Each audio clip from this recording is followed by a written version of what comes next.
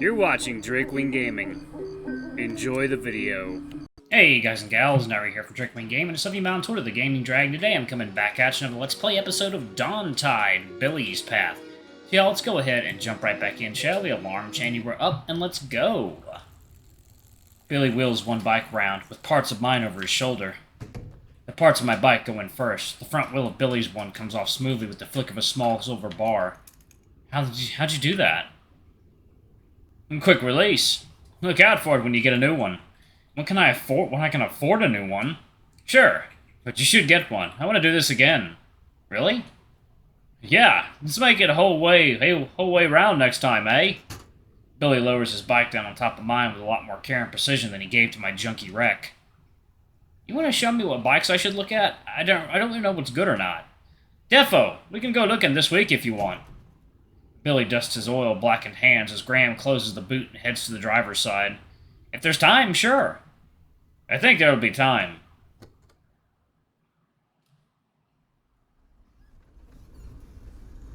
We trundle back along the path we took this morning. Billy rests with one elbow against the window, his other hand tapping out a beat on his thigh in time with the music bleeding from his earbuds. Feels weird to be sat in a spot with Billy right next to you. It's probably weirder that Graham's wife is in the front seat. Only she knew why the upholstery back here is so worn down. So, if you found it so uncomfortable being on your back up on the hill, you don't have to entertain this thought. How come you don't mind being on your back in here? Don't make this ride any more uncomfortable than it already is. I mean, maybe that's where you need to find that place, you know? What place? Billy said you should find the right place for that breathing thing he was getting you to do. And you think the right place for meditative introspection is while being rear-ended by a closeted 50-something in a parked car? Maybe not exactly that, but, you know, something sex-related. Everything's sex-related with you. Can't you think about something else for once? That's just it, isn't it? Your sex drive is pretty active, and let's face it, sex drives go, it's a bit of a weird one. Well, yeah, I'm glad we agree on that. I mean, I don't know, maybe there's something there? Something tangly? Still, why would that be a good time for listen to your body? What time would be better? The body's doing all the talking. Maybe you could put looking for tantric spirit guide on your prowler. Forget about it. Anyone weird enough to say yes to that is probably bad news. These conversations he's having in his head. We eventually pull up next to the station. It's alright for you lads. I'm on a bit of a detour here. Thanks, this is fine. Billy and I head to the back of the car with Graham, placing the bikes on the pavement. As Billy unloads the bike parts for reassembly, Graham steps away from the car with me, speaking under his breath. Sorry about that. I glance at Mary's shadow through the rear window, still on her phone. No, I'm sorry. For this. For everything, really. She seems pretty annoyed. You get off lightly, all things considered.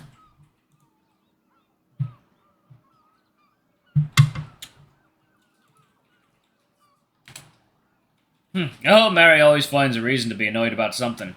Been like that since we were kids. Wow, you've known her that long? Eh? I mean, how long have you two been married? He eyes me with a nervous bemusement, which suddenly collapses into a chuckle. Married? No. Oh, she's his sister. Married? No. She's my sister. She's been staying at mine for the week. Oh. Thank God. Whew! You got lucky this time. I was worried for a minute. Does she know you're, Graham steps closer as he closes the boot, his words thin. God, no. Not family appropriate, is it? Though I suppose you youngins are a bit more open about these things, eh? Does it not feel a bit weird for somebody you sleep with to be calling you a youngin? Feels sort of good, actually. Get it while you can. You're not getting any younger. So you're not out to anyone? It says discreet on my profile for a reason. Is that why you thought I was married? We always met in your car. I assume that might be the reason you couldn't host. Hang on now. I believe you were the one who suggested we use the car. The passenger side window slowly opens. Are you quite done out there? Coming, Mary. Graham spins his keys on his finger as Billy snaps the last pieces of the bike together by the pavement. I'd best be off. Maybe when Mary's gone, we can meet up somewhere more comfortable. I'll message you. Till then. As he gets in, quiet shots of passive aggression pop back and forth beyond the windscreen, quickly muffled by the ignition. I wander over to a greasy-palmed Billy. Did you get the wheel back on? Yeah, but no chain. We'll push them to mine. Where are you staying? Carroll Drive. Ugh, it's ages away.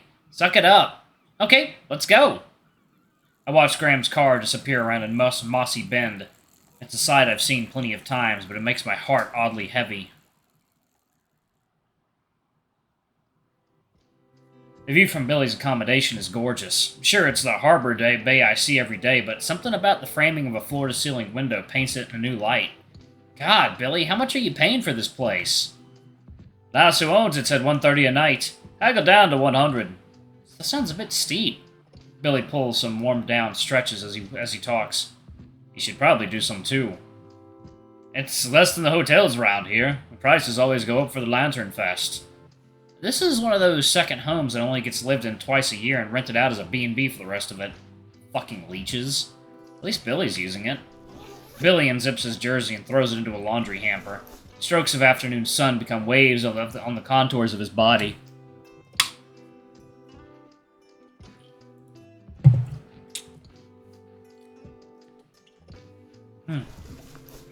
It's hard to look away. Not a bad view, is it? Sorry. Sorry?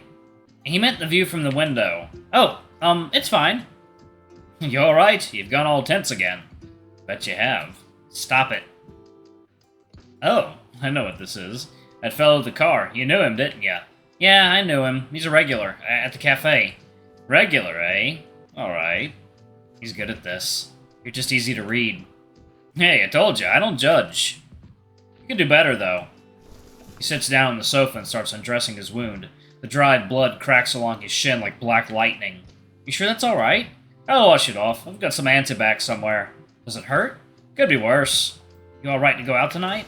He scoffs, slinging the stained shirt into a laundry basket. Stop fussing. I'm not missing the sesh. He better know what he's doing. I turn back to look at the town again. I wonder whether... Ha ha ha! Billy snickers and snorts behind me. Huh? He stands and points to the base of my tail. Mate, turn around! I twist my body around to see what's so funny. I pat the back of my shorts. My hand comes away smothered in mud. Oh no. You look like you shot yourself. I pull the back of my shorts taut. You didn't think ahead when you decided to throw yourself down that slope. Of course you'd get covered in mud. Reckless. Stupid. Total lack of foresight. Bullet points for your resume. It was worth it. You probably look cool. Fuck's sake. You walked all the way through town like that. So that's why those kids were laughing. That's the least of your concerns. Oh my god! Graham's car, the back seat!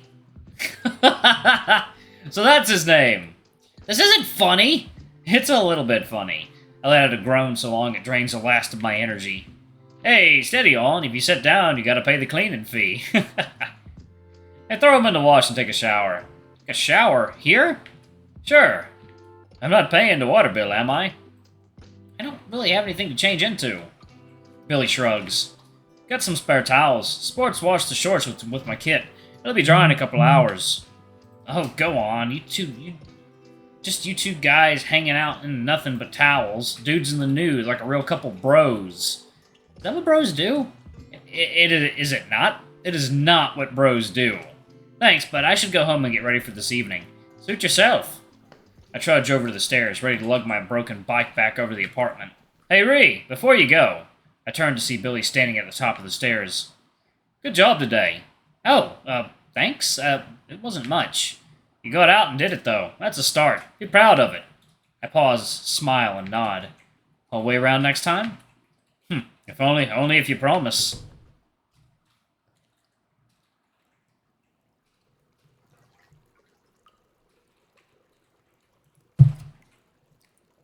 This position doesn't feel too bad in the bath.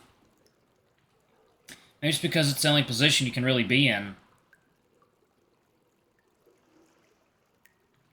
I lay here, letting the water pick clumps of dirt from matted hairs. Maybe this is the place Billy was talking about. A place that lets me untangle my thoughts. Wrong. Today's been a bit of a write-off, hasn't it? Could have been worse. Could it?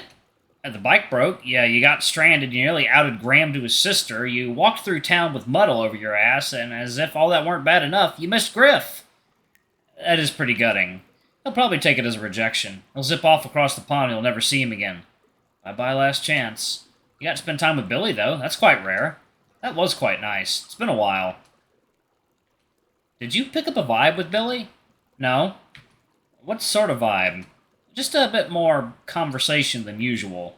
You were trapped on a hill in the middle of nowhere. Not much else to do, is there? Yeah, but you talked about girlfriends and boyfriends and all that sort of thing.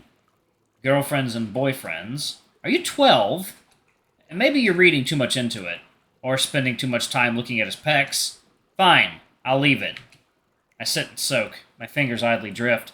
I try to think about something else, like what makes hot water smell the way it does. It was weird seeing Graham, huh? Uncomfortable is the word I'd use. What about embarrassing? It would have been more embarrassing if Mary had been his wife. Would it really have made a difference to you in the long run? So, he doesn't have a wife, he doesn't have a partner, he's just in the closet because he's ashamed. For the time he grew up, being out was likely dangerous, more so than now. It's so sad. In a sense, he's one of the lucky ones. He could be like the others, stuck in a loveless, sexless marriage. Do you think he's ever had a real relationship? A partner? How would he if he's been in the closet his whole life? Maybe you could get him out of the closet. Maybe you could date him. Maybe Graham's the one. He's probably not that desperate. I let the pads of my fingers prune. I try not to think about the growing crack in the ceiling. How do you think it felt for Billy, being in the closet? Bad, probably. Quite. It's one to not talk about who you like to be with, and another thing to embody an entirely different version of who you are. You think back on all the times you called him she. Makes you squirm. You weren't to know. You never said. There might have been some signs. The amount of signs you forget. Who knows that? Who knows what slipped through? Even with my head bobbing in the water, my thoughts are too loud. I listen to nothing but the water around my ears. I want it to be louder than these surface-level thoughts. I close my eyes and sink down deeper.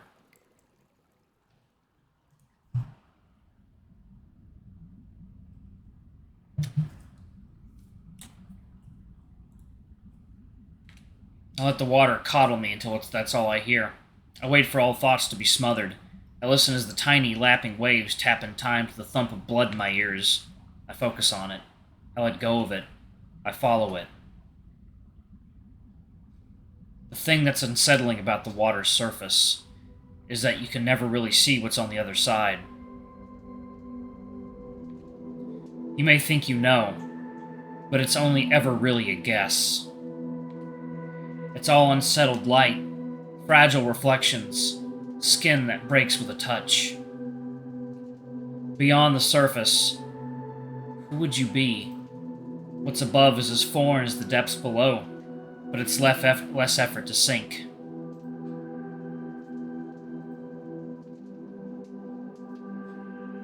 It's scary, isn't it? Unknown, unfamiliar. It feels like home. And somewhere far from it. Intimate, alien feelings. Gut feelings the brain can't digest. Feelings that smolder in burning hands.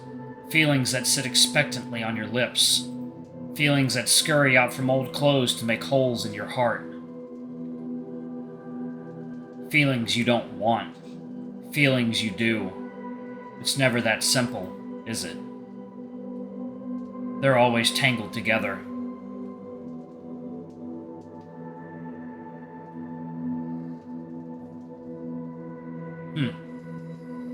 Words ripple on standing waves.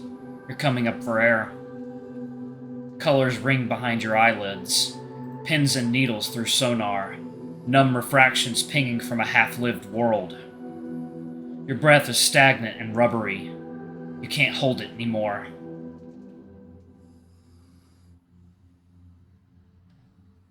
Alright, I'm going to go ahead and pause it right there. Thank you all so much for watching. Don't forget to like, comment, subscribe, ring that notification bell, and check out our Patreon if you can. It always helps. Anyway, I love you all, and I'll see y'all in the next video. Bye-bye!